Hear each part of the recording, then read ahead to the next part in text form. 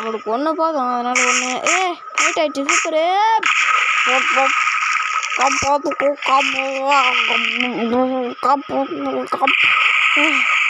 ஏங்க போய் மாட்டிக்கினேன், பார்த்து போனோம்.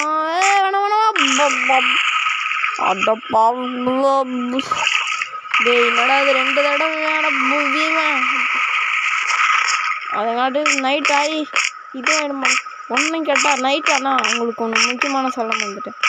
நைட் ஆனால் இங்கே ஜாம்பி வரும். ஓ மை காட், அந்த ஜாம்பி உங்களுக்கு காமிக்கலாமா வேணாமா தெரியல, அதனால நான் தூங்கிட்டேன்.